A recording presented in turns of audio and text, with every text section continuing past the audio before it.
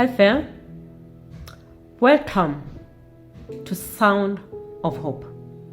It is Hope Unbowed, coming to you every Wednesday as a voice of inspiration, a voice of encouragement, born out of a very personal experience of waiting upon God for the fruit of the womb. Today, I would want us to take our brief meditation from the book of John, chapter 11, and I am going to paraphrase. A word is sent to Jesus, telling him that the one that he loves is sick. In verse 5, the Bible records that Jesus loved Martha and her sister and their brother Lazarus. And when he heard that he was sick, he stayed at the place where he was for 2 more days. By the time we get to verse 9, Jesus turns to his disciples and tells them, Lazarus sleeps, but I go that I may wake him up. And they turn to Jesus and engage him in a conversation, and they ask him, if he sleeps, then he's going to get up again. At this point, they do not comprehend that Jesus is speaking about Lazarus' death, and therefore he tells them plainly, Lazarus is dead. But I am glad for your sake that I was not there, that you may believe. Nevertheless, let us go up to him.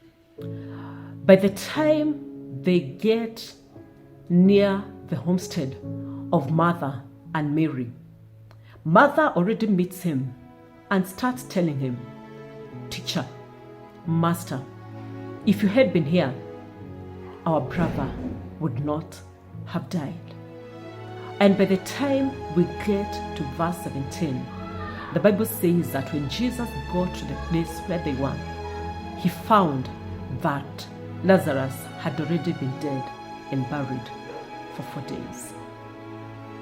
And up to that point, there are a few things that I notice that I want us to consider today. First and foremost, Jesus loved Martha, Mary, and their brother. But when he heard that he was sick, he went on with what he was doing at the place where he was, and he tarried for 2 days. Without comprehension, from a human point of view, he may come across as a friend who was indifferent. Sometimes we go through situations and circumstances of life, even when God is our friend, even when we are calling upon his name, and it seems to us as if he's being indifferent to us. But you know what? He is not being indifferent. He knows, and he knows what he's doing. He is a God who is a present help even in times of trouble. He is Jehovah Shammah, the Lord is present. But sometimes when we consider circumstances and situations of life that we go through, we do not find him. We do not seem to see him. Yet, he is right there with us. So even when we go through situations and circumstances, and it seems as if all hope is gone, as if it is all done, it is over with us, because we are praying and our prayers seem to be hitting the ceiling and coming right back to us. He is not indifferent. He knows, he sees, and he's working out something for our good. The second thing that I notice from that portion of scripture that we made reference to is that God knows our end. In fact, he knows our end from our beginning. From the time that word is sent to him that Lazarus is sick, he already knows that this sickness is not unto death, but for the glory of God. In my 11 years of waiting upon God for the fruit of the womb, he knew the end. Yes, the waiting was not easy. The season was not easy. But by his grace, he came through, and he knew that by the end of that period, not that I may boast, but that he may be glorified for the sake of his kingdom. He knew in his calendar of time, he was going to make me a mother of 4. So what is it that you go through? What mountain is it that stands before you? God has already seen your end from the beginning. And for today's meditation, for the final point that I find from that portion of scripture, it is the fact that in many situations, or usually, God does not show up when we expect him or in the way that we expect him.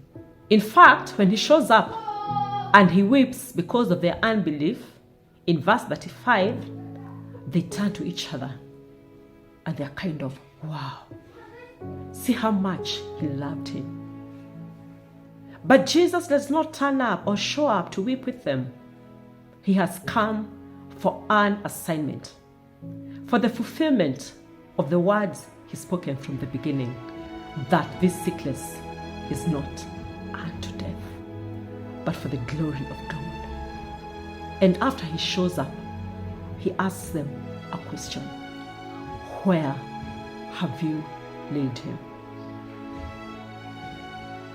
And that is where I would want us to pick up from next week, in asking ourselves the big question: where have you laid him?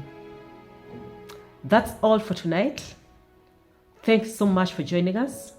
Join us again next week, Wednesday, same time, same channel. Until then, may God bless you and keep you and cause his face to shine upon you. May he be gracious to you. May he lift up his countenance on you, and may he give you peace. In Jesus' name, amen.